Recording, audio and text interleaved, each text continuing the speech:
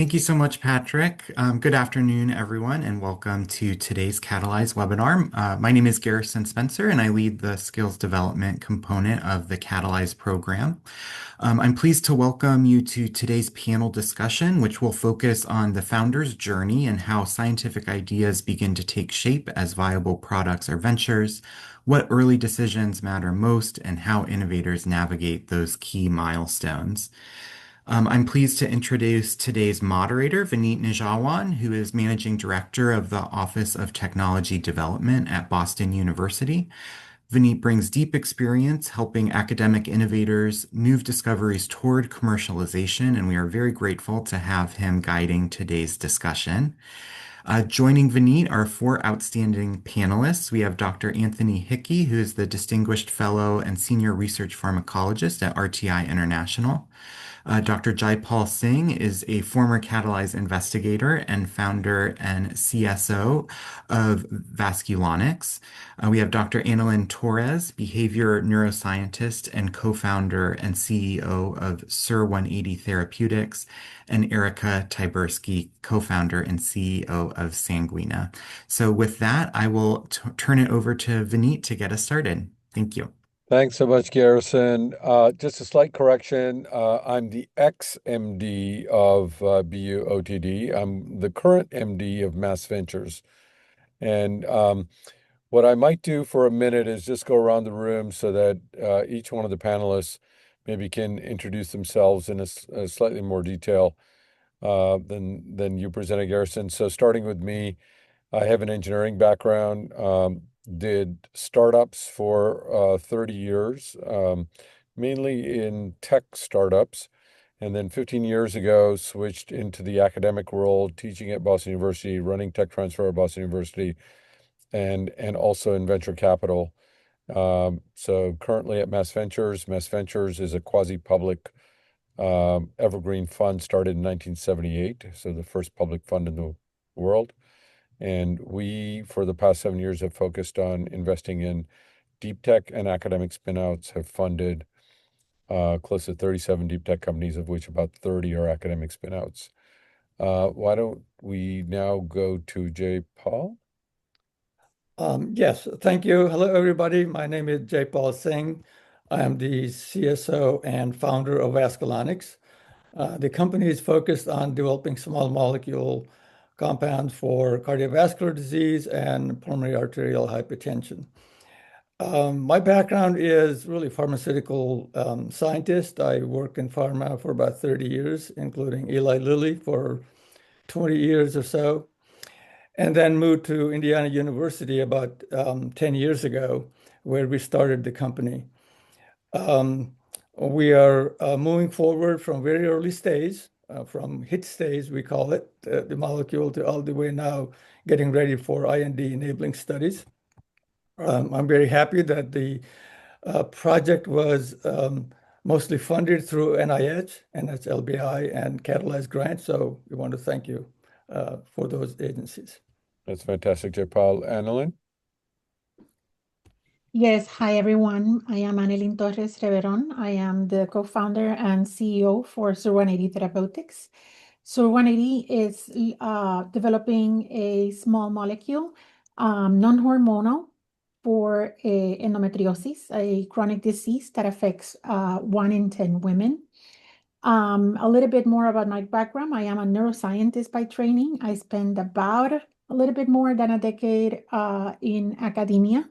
And I fully transitioned in 2021 from an academic role, spent 2 years in clinical research, and then transitioned fully into an academic role, into the company role in 2021. So I have done that journey from very, very basic bench research all the way to company management. We are lucky. We have been funded also by NIH.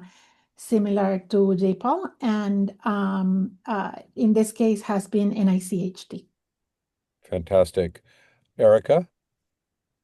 Hi, everyone. Erika Tyburski. I'm one of the co-founders of Sanguina and the CEO. We're a biotech company that started out as a diagnostic company, but we've become a lot more digital in the last few years.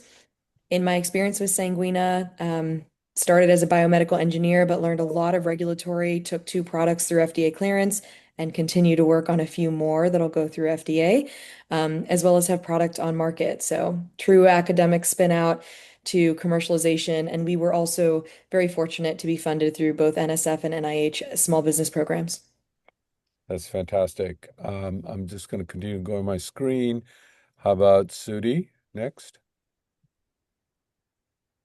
Well, I'm not one of the panelists. I Oh, think I'm it's sorry. I'm yeah, sorry, Sudi. no worries. Yeah, I I'm think it's looking. Tony Hickey. Yeah, Tony, I know is a panelist. Yes. Hi, so hello everybody. It's a pleasure to be here today and participate in this panel.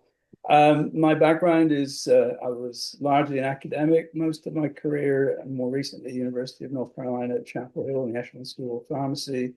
And then, as you heard, Distinguished Fellow at RTI International. Uh, I'm participating on this panel because I started 2 companies in Research Triangle Park, one a formulation development analytical company, contract services company, and the other a spin out from the university, which was an inhaler device for the treatment of asthma. And I am actually an expert in pulmonary drug and vaccine delivery. Fantastic. So, my goal today as moderator is sort of to use these great panelists to help, roughly walk through um, the process by which one starts a company, builds a team, licenses technology, starts raising money, scaling. I don't know if we'll go all the way to exit, but the early stages of getting one of these academic spinouts off the ground. So why don't we start right in the beginning?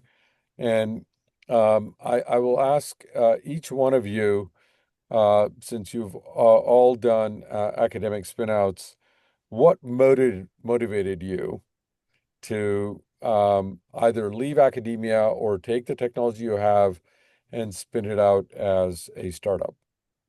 Maybe we can start with you, Annelyn.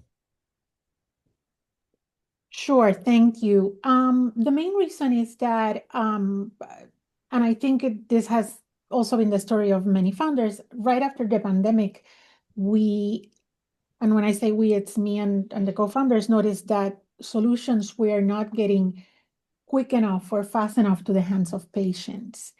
In the case of endometriosis, for women, we know it's a field and a disease that has been largely underserved. So with a new solution and something that was very different from everything else that was out there in the market, that was the main motivator. It was who's going to take this to the market? And we said, well, let's do it ourselves. So that's, what was the main motivation. So basically, you found a need in the marketplace that somebody wasn't fulfilling. Correct. So it Correct. didn't start with the technology, started with the market need. That's fantastic. How about you, Jaipal? So we are working on pulmonary arterial hypertension, and when we started out, the only class of drugs that are available are vasodilators. And these drugs basically relieve the symptoms of the disease that don't really reduce the progression of the disease. So our goal was to find mechanisms and target a compound that will reduce progression of the disease and even maybe reverse it. So that was the motivation to really create an innovative program around reducing disease progression. And the program was well appreciated by NIH because it was an innovative idea. We had some compounds, and that allowed us to move forward. So it's basically, again, based on unmet medical need. Yeah, and I think that'll be a recurring theme here. But sometimes the unmet medical need uh, isn't possible to meet for many reasons. Perhaps the biology is not understood, or we don't have the right technology for it. But Erica, how about you? Yeah, I'll second that, having a need is always why someone decides to dedicate full-time effort. But more logistically, I was the student in my academic relationship with one of my other co-founders as professor. Our original work was a senior design project out of the Georgia Institute of Technology and just a bachelor's, although I'll take it when people call me a doctor. And my teacher at the time decided that he was not going to be the one to work full time on this for many strategic reasons, in that there were still a lot of clinical studies that we would want access to, and it made a lot of sense for my partner to stay in academia. And me being a student, I had a choice of whether I went right into industry, start paying off those student loans, or would I try and work on this idea, potentially, paid less at first. However, we were able to get me on this project full time right from the start. So if your original question was how did we get started from an academic Right. perspective, it was me post graduation. Got it. Um, Tony, you've done two of these now. So did they both have the same motivations or did things change with the second one? They changed a little bit. What's interesting is sort of the flip side of Erika, really. I was the faculty member and had a great student that worked on a PhD project. The unmet need was that there was a huge shift in inhaler design away from ozone depleting propellants, and also a need for another way of delivering biotechnology products, so proteins and peptides. And so the notion of new inhalers, and this was based on a different principle in physics that was totally new, was sort of exciting. And my co-founder, the student, really wanted to do something with it. And I already had the other company, so I had a little bit of experience, some connection into the investment community, and there seemed to be some interest, and so we took it from there. That was a little different than the contract company. With the contract company, there was a huge demand for me to expand my research interest in the lab to be able to support product development. And I can tell you, I was sort of reluctant initially. I thought there are plenty of companies out there that can do this. And that's sort of the way that I approached it in my discussions with folks. But in the end, the question was, what would it take for me to do it? And that's when I started thinking I would start a company. And it's a different model because it's funded from the beginning. Yeah, that's certainly a different way of doing customer discovery. Talk to customers and say, no, I don't really want to do this, but then they convince you to do it. Well, That's it was worse than that, actually, because I rang my friends and said, is there a business here? Because I just don't believe it. But anyway, everybody was yeah. very supportive. So, we don't have a lot of time, but maybe we can quickly talk about the one big challenge that you faced when you were first starting your company.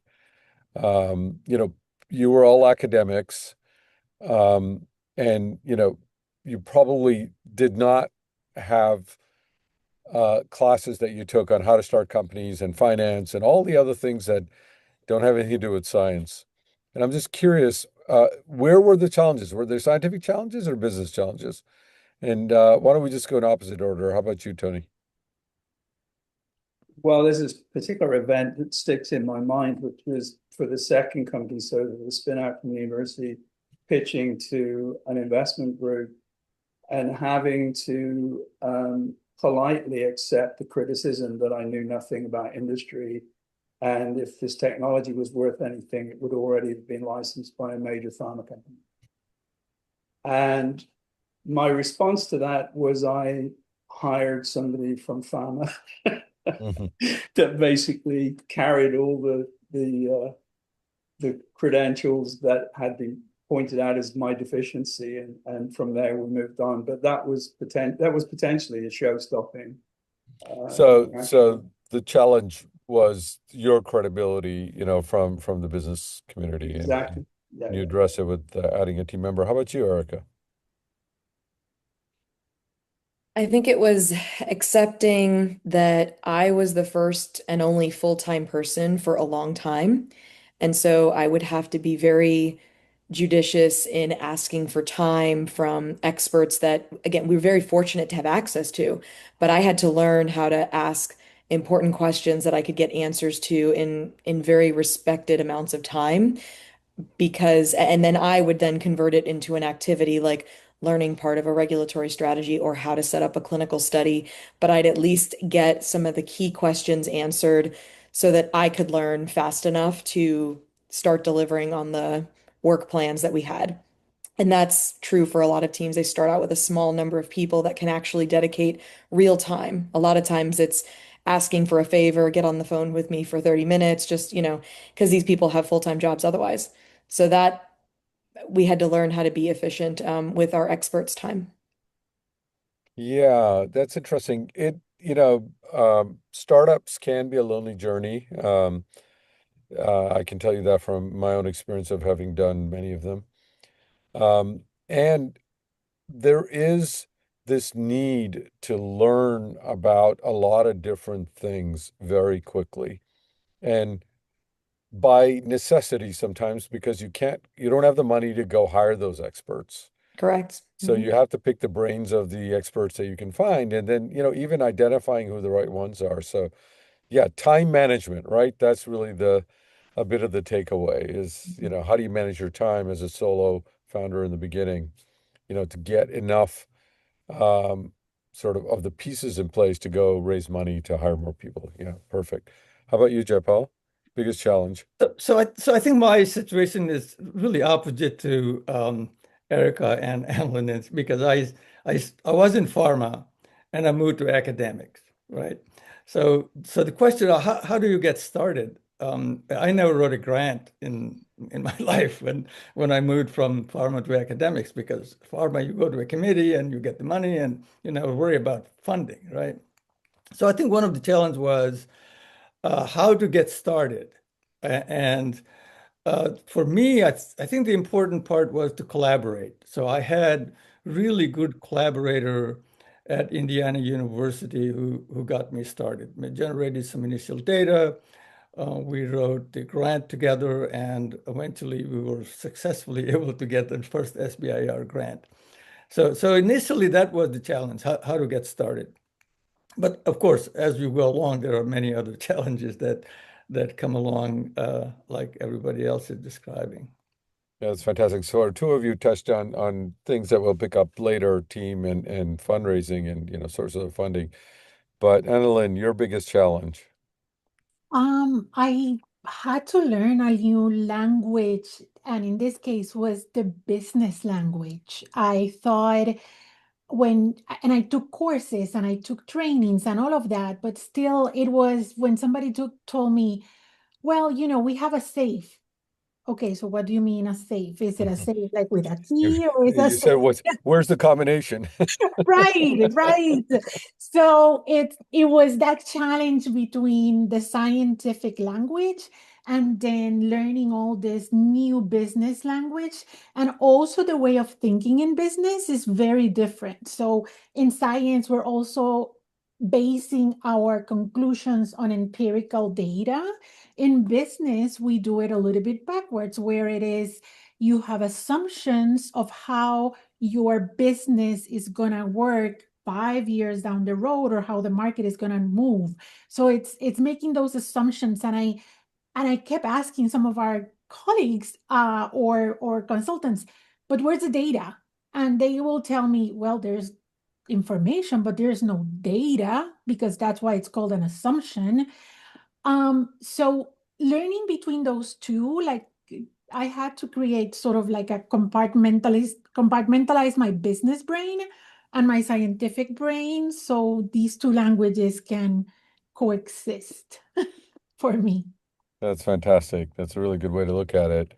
Let's move on now. So you face those challenges, you're getting going. Um, Now you have to start thinking about, how are you going to build out your team, right? Who are the first few people you want to hire? Why don't we talk about that?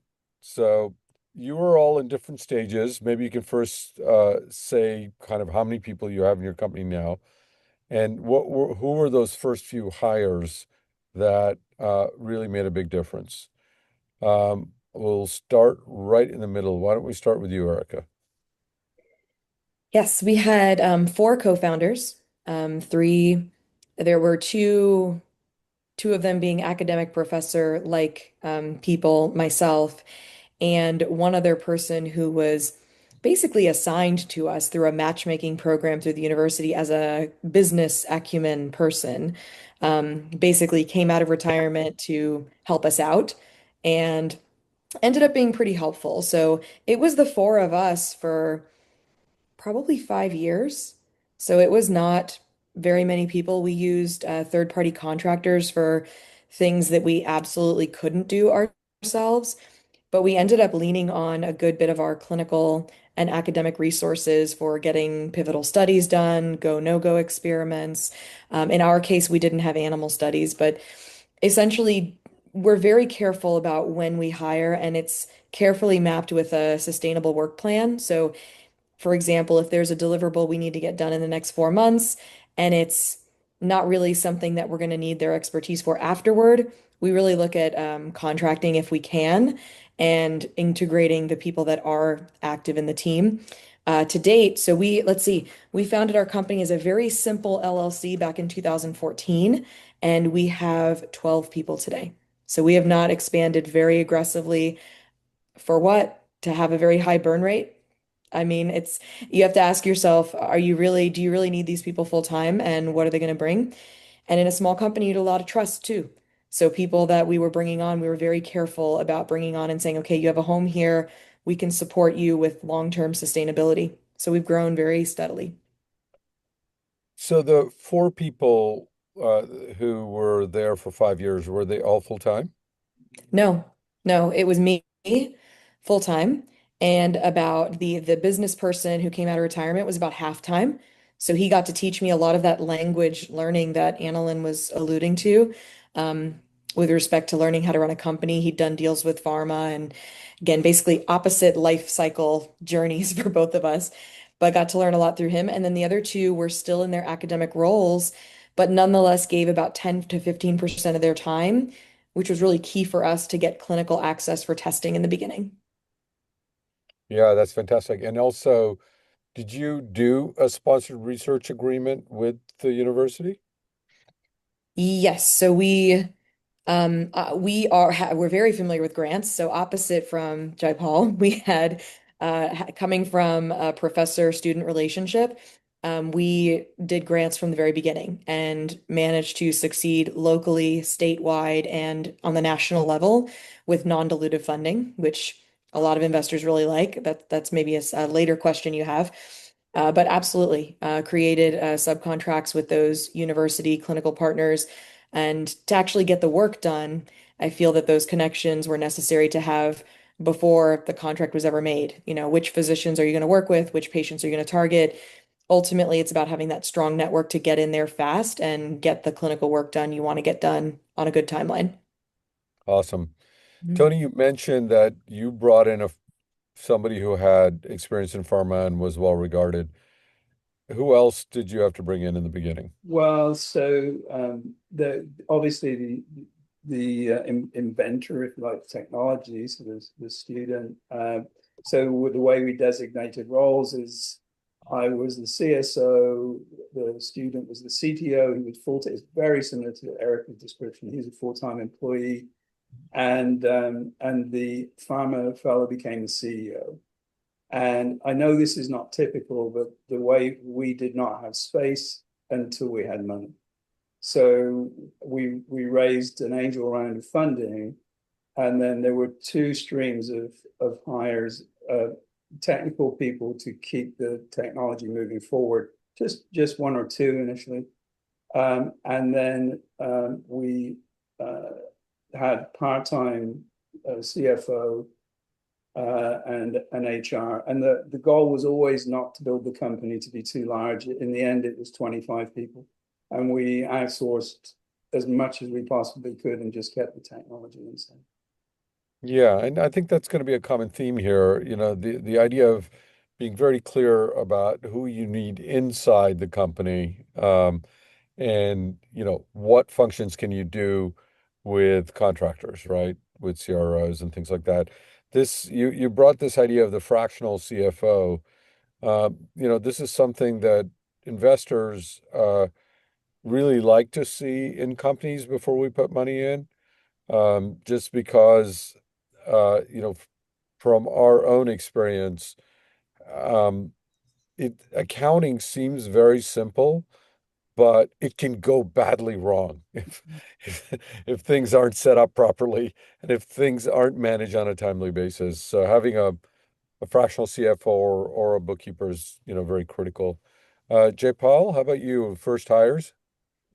Yeah, so given that we were trying to develop a drug molecule, the first critical hire was really someone who can set up assays, screen molecules, and really I would say, a diverse set of skills, a very versatile set of skills. So you can't, at Lilly, I could hire a biochemist, a cell biologist, and a molecular biologist doing separate things. But in the lab, what we did, the same person did everything. So that was really critical to be able to get a person who will do multitasking to get a molecule from assay development all the way to screening and rest of the things required. So we hired, I had a postdoc who came from Purdue, and that he would transition to the company as a full-time employee. That was the first employee we hired. And of course, then you need chemistry and other support, and that's all done through collaboration. So we really didn't add a lot of staff until we started getting more funding, especially when we got the Catalyze grant. Then we recruited people from toxicology and some formulation folks who and chemistry who can actually part-time or advisors. We didn't have too many full-time employees. So we kept lean and mean until now. That's fantastic. Um, Did have a just to in terms of business person, we did have a business person who was absolutely a business person who helped us out initially as a part-time. Again, very small fraction of time that we took from him. But about a year ago, we have a CEO who is now doing a lot of work. So we do have I will call it a full-time CEO now. and how far into the journey did you recruit the full-time CEO? Well, about a year ago, once we got the clinical candidate identified and we started doing planning IND enabling studies, that's the time we decided we need somebody who can put a lot of effort in fundraising. Yeah, yep, yep, absolutely. Annelyn, how about you? First hires? So our first hires were through our university partner, and it was a laboratory technician, and she's still with us. And we did it that way just because since we are renting space from the university, it was just easier and safer to make her a employee of the university, and have the protections and the insurance and all of that. But we're lucky that we're still, with her. She's still with us 5 years down the road. We have kept, in terms of the business side, that was on the laboratory side. We have a lot more hires in the laboratory now, but two critical people that we hired via contracts and that, again, are still with us were a lawyer and a good accountant. Those two elements are critical to have because we think that we are lawyers. No, we're not. We need somebody that understands very well all the legal aspects and the accountant to keep everything in terms of tax and accounting in order. Because then otherwise, I totally agree. It can go bad very quickly. So yeah, so those two were most critical. And what was the lawyer helping you with in the beginning? So, interestingly, his name is Jimmy, and Jimmy was out of the university. He had this contract with the University of Texas at Rio Grande Valley, and he helped us set up everything, like all the documentation for the company, all the legal stuff at the beginning. But we created such a good relationship that when we got our first funding, we started paying him via a retainer, and he has stayed with us all this time. So So doing commercial agreements, you did the original Everything. incorporation agreements Yes. and also negotiating licenses if you need to, Licensing, NDAs, which are, very important. contracts. Then, yes, contracts, all of that. He is the one who provides that support. He also sits on our business meetings if needed, just to make sure that we're following everything to the T in terms of like state or federal alignment. Yeah. Yeah, That's so we fantastic. also clearly need accountant and a lawyer, but we really have retained on a fee for service basis.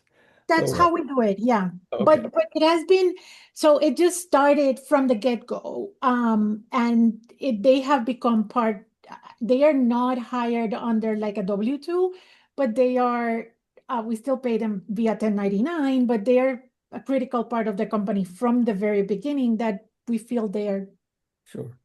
ours now. Yeah. Yeah.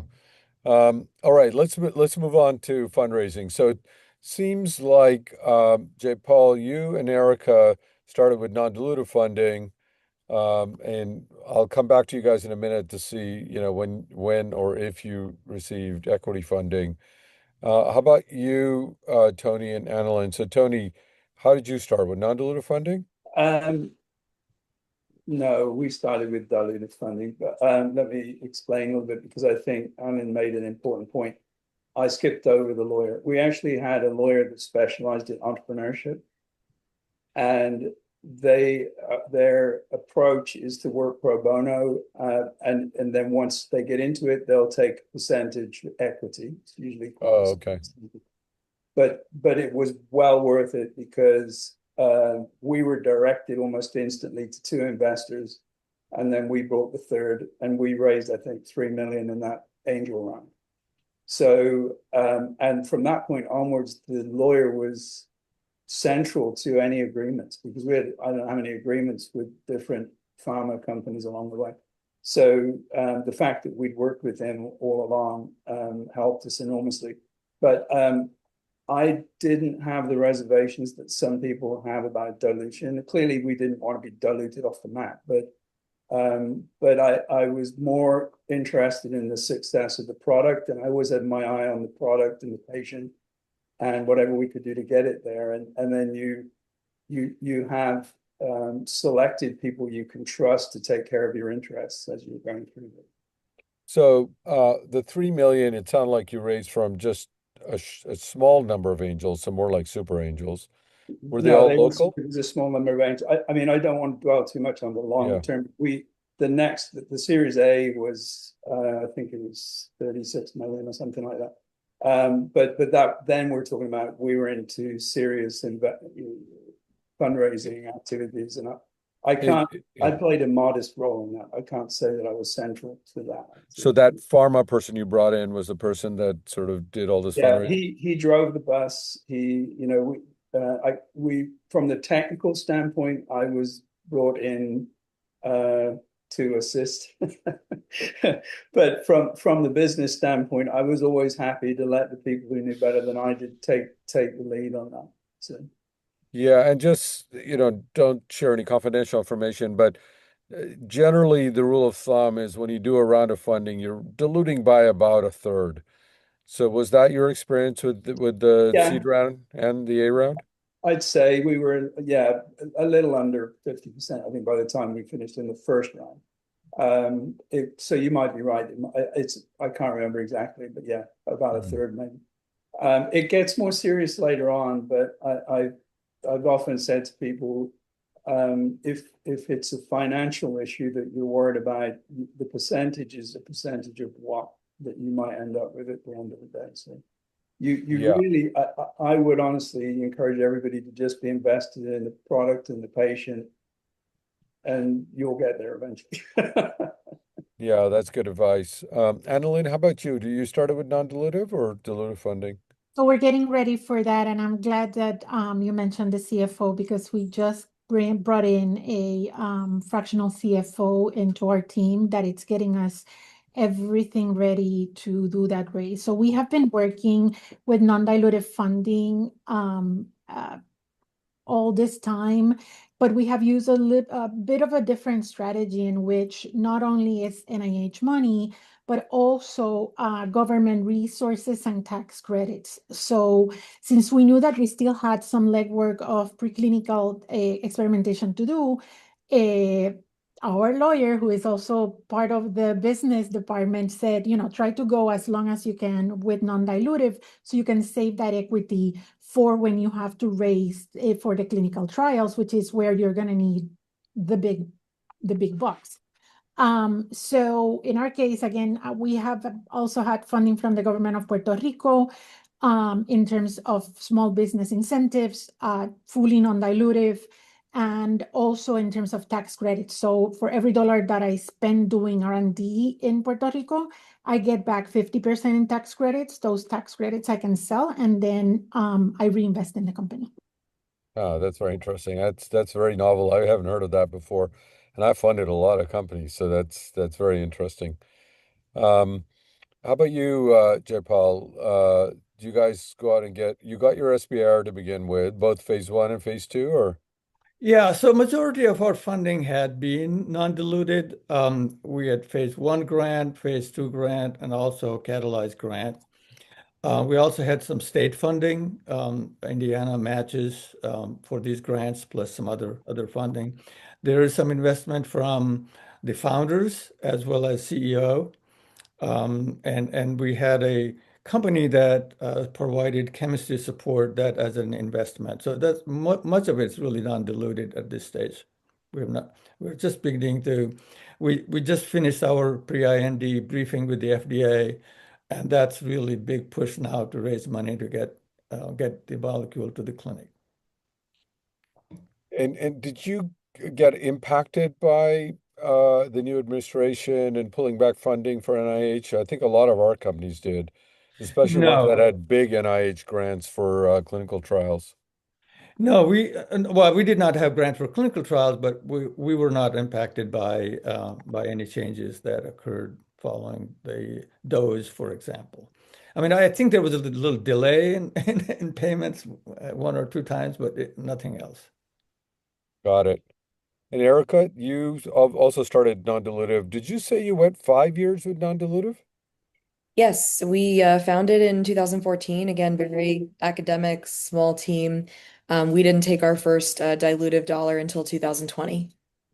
So and it's been about half and half as far as how much we've raised in our history, non-dilutive versus investment, because we were able to, how do I say this, like MacGyver our way with non-dilutive funding to get to a certain point, which included one FDA clearance without dilutive funding. We were able to then start generating revenue, and our dilutions have been much more favorable to the company than the traditional a third of the company getting lobbed off every time. So, I think it depends on what you're given at the time and be as resourceful as possible. But yes, two SBIRs, both phase ones and two. We're in a 2B right now, and we are waiting on a Type 5 renewal. So we have been in that 6-month delay of waiting to release funds, but luckily, with our stage, we've been able to we had some of our investment as well as revenue. And in the past 12 months, 18 months, it may be so early now for some of the participants to think about, but you're always in the mode of, oh, fundraising, runway, da, da, da. Like the best money is revenue. So No then question. your brain just switches and you start thinking Yeah, about growth funding, which we're starting to. yeah, no doubt. I mean, I actually bootstrapped my first three companies. So the advantage of bootstrapping is that you own 100% of the company, and you have no investors that you have to, report to. Mhm. There is absolutely value in doing that. I think people forget because everything you read in the news is always about, raising a lot of money, increasing your burn rate. It's refreshing to hear a new generation thinking more like we used to think in the good old days because, frankly, we didn't have access to that kind of money, right? Back in the 70s and 80s. But this is really great. So, but how much dilutive have you raised, Erica? Dilutive is just over 7 million over three different tranches, and I'm going to call them, I can't even label them pre-seed A. It depends on where Yeah. you live in the world, but 2.2 million, then a 2.8, then a two-ish. Yeah, yeah, you're right. I mean, they used to start with Series A. That's how we started with, and then you got seed. Now you got pre-seed, which is, yeah, I think it gets very confusing. Uh, Right. and also just curious, have any of you taken advantage of state grants? So, for example, in Massachusetts, for example, Mass Ventures, we are the state's SBIR matching grant. So we put out, close to how much is it now? 5 million a year in grants. In our case, you have to have a phase two and then you're eligible. I don't remember which states you're all from, but Yeah, did you so guys? so Indiana has a matching program. I think the phase one, they give you $50,000 and phase two, $75,000. But there's some other smaller money from the state that you can access. Yep, same for Georgia. There's a group we've worked with a long time called the Georgia Research Alliance. They specifically put in grant mechanisms. They also do investment and loan vehicles, and they've been very helpful throughout the years with, I'm going to call them tiny little valleys of death, getting through them and making sure that we don't have any holdups. So there's entities like that. And then just recently we partnered with Invest Georgia, similar. It's an equity match that they do with someone else who's come in, whether it's a grant or an equity partner. Was that SSBCI funds or I believe because so. I'm yeah, not as familiar with what they they do, but require they manage matching. state funds to, Yeah. yeah. So Erika, my first grant was the Georgia Research Alliance grant. I was at Georgia Tech for a short time. So you knew that crew. They're still all together. The band is still together. So That's great, great grant. Yeah. yeah. Great. Were any of you sort of pushed by the institutional investors, once you did the dilutive funding to change out your leadership? So nobody. I No, we're have not. experienced, and we decided not to go with it.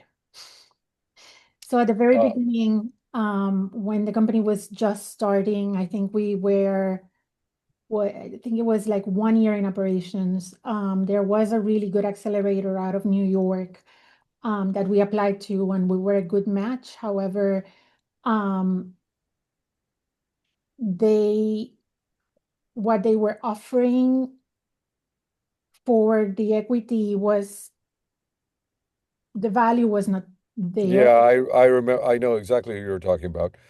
Okay, so So then I just don't want to name names because I don't think it's fair for anybody.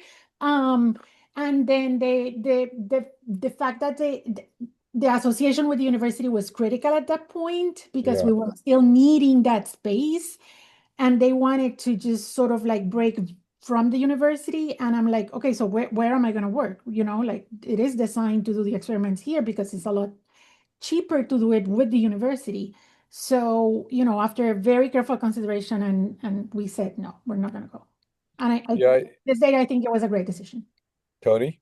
Yeah, we weren't forced to do anything, but we sort of got ahead of the curve a little bit. We identified somebody with medical background so that on the second round of funding, we ran that person past the investors, thinking to suggest to them that he would be the ideal person to take us either to a pharma exit or through initial clinical trial.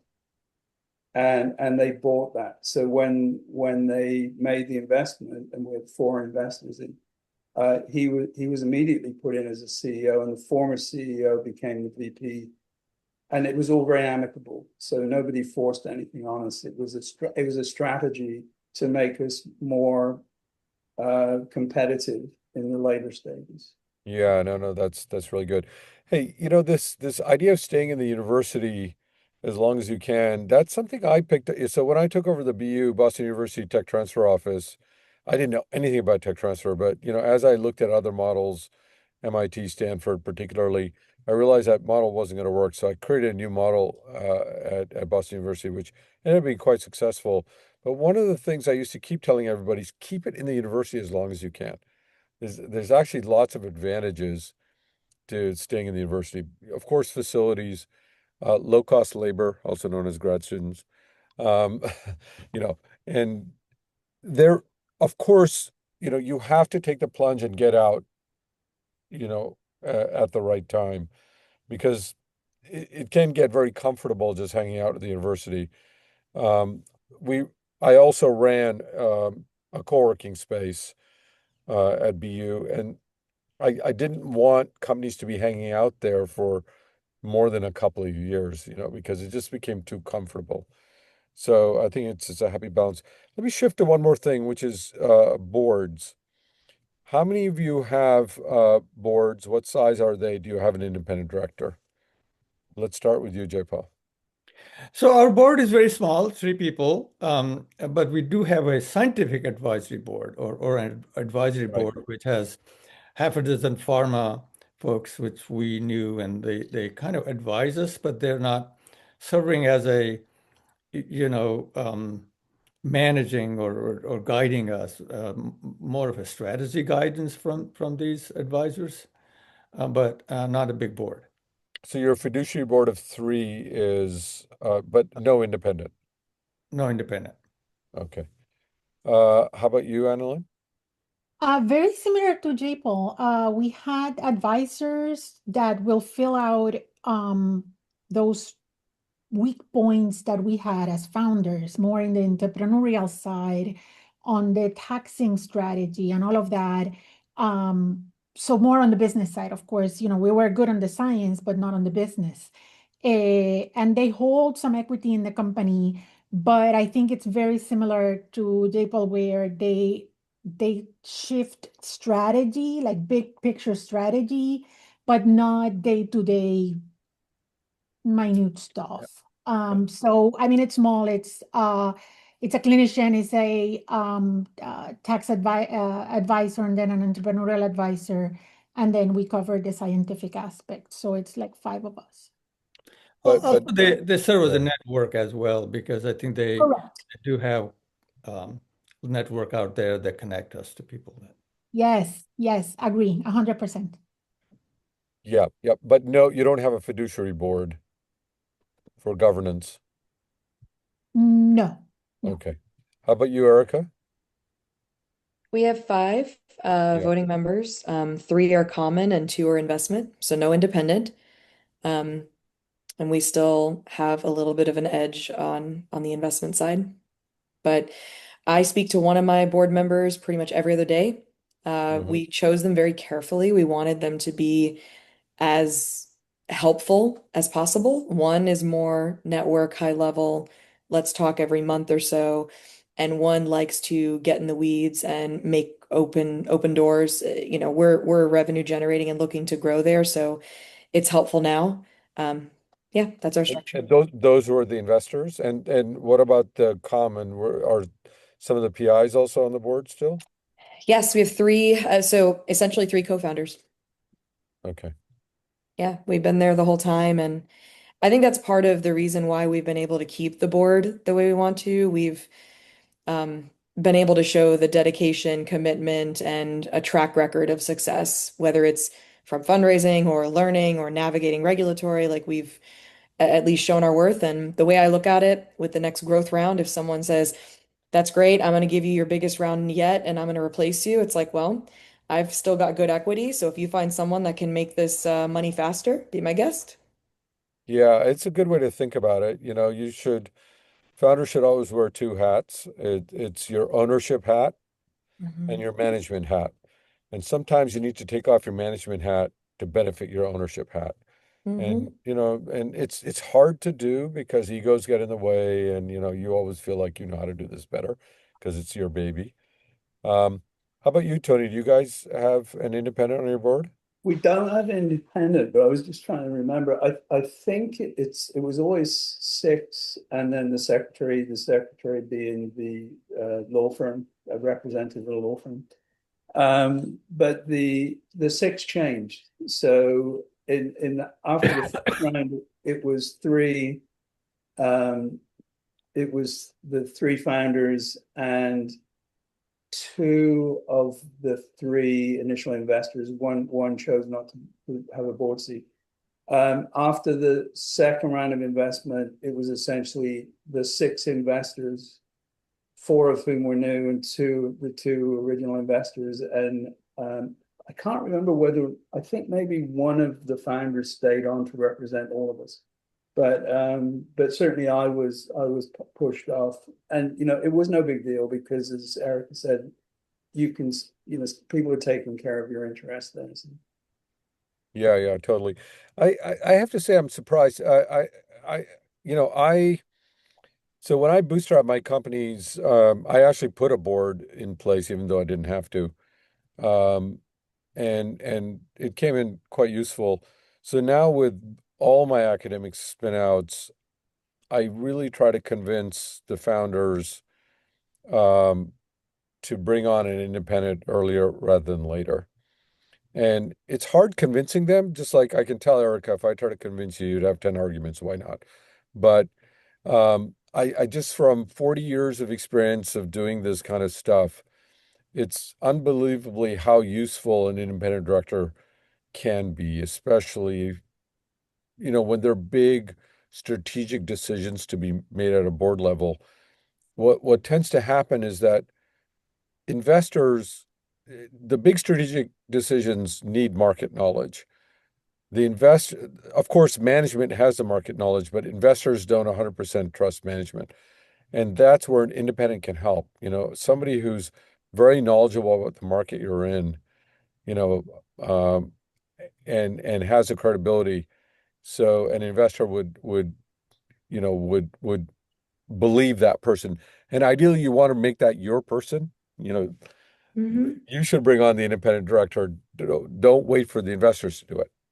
Right. Erica, I thoughts? think my counterpoint would be the scientific board of directors is very deep and industry board of directors is very deep. And so while they don't hold a vote, I do think that there are ways to get some of that independent perspective without any conflict of interest whatsoever, from the right network if you have it. So that said, I fully imagine the board changing on a bigger round that we've never had before. So, seats getting shuffled and all of that, totally ready for that. And I don't disagree.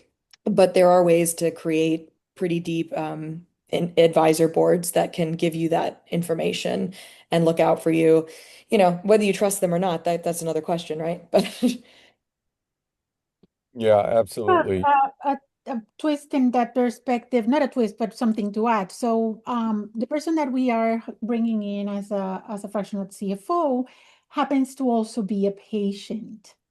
So, in her case, she has a sort of a natural investment because she's not going to be a user of our medication because of whatever advancement she is at or she's the stage she's at, but she has that investment and she has also that voice of telling us this is a way that you guys can take in terms of drug development. um so it's very useful in that sense as well, even though that's not the reason why we hire her. We hire her for her expertise, but her voice as a patient has an intrinsic value in the company. That's fantastic. So we've just got a few minutes left here. Why don't we do a round robin? Um, and I'll leave it a little bit open, but talk about a pivot that you had to make in your journey because of whatever reason. You learned something about the market that you didn't know before, or you know, because of funding, or because of a team member leaving, and how you were able to get past that pivot. So we've got about 5 minutes left, so maybe about a minute and a half for each of you. Why don't we start with you, Tony?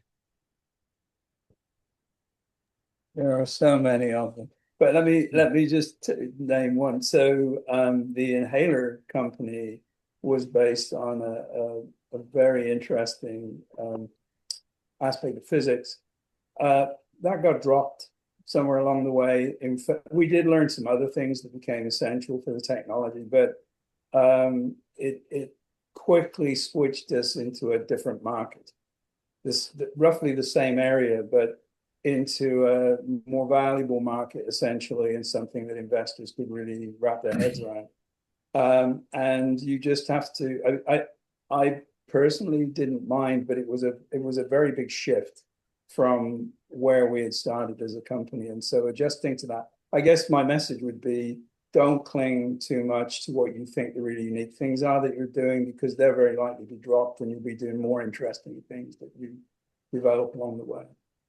Fantastic advice. How about you, Jaipal? So I would say that the two critical pivots that are important. One is the technical pivot.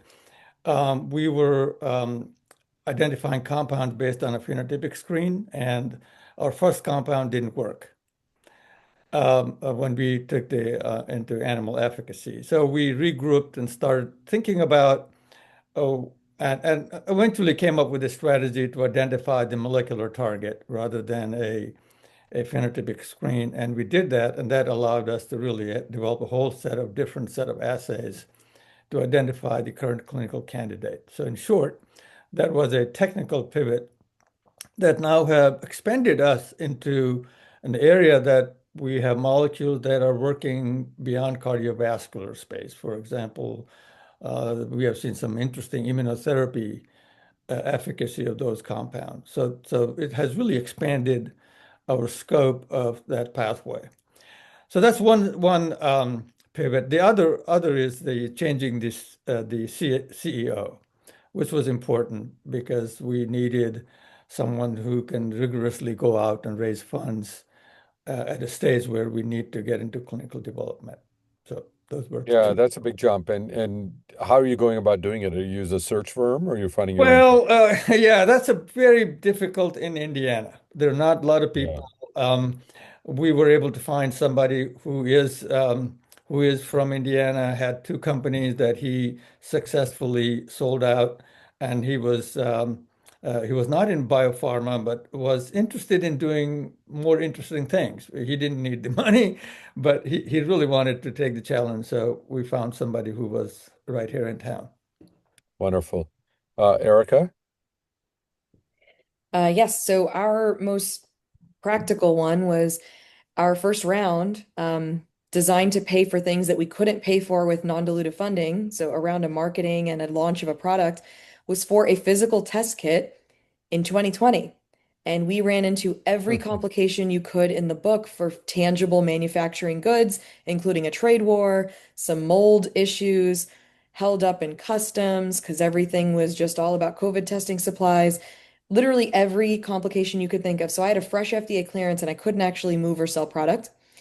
And so we flipped our business plan to focus on the digital side of the business and ended up making our first revenues on digital in 2021. And now, of course, digital is the way of the future. So if you can do it without a tangible good, it's much more favorable. So I say this is a blessing, even though there were some manufacturing investments made, they could have been a lot more costly. And if we hadn't been adaptable to change literally on a dime to put everything tangible on the shelf and say, okay, what can we do today?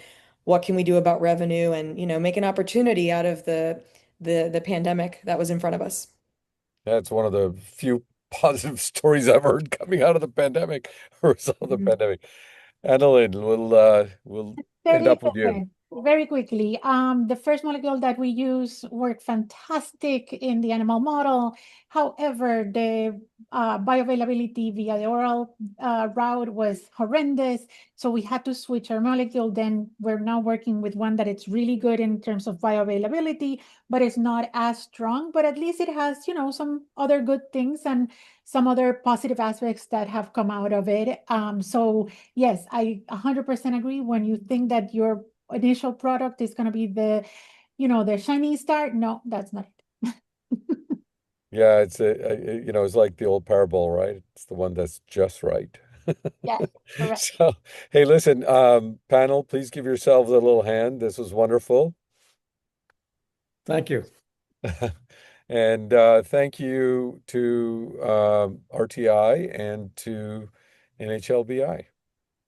Great. Yeah. Thanks for so much for facilitating this great panel, and thank you to all the great insights from the panelists today. Um, as a reminder, the video will be sent out to the registrants of today's recording. Also, Marissa dropped a link to register for our next upcoming webinar, which will be on June 12th on medical devices, crossing the abyss from development to design lock. So hope you'll be able to join us for that as well. Thank you again for attending so much, and have a wonderful weekend. Goodbye. Thank you.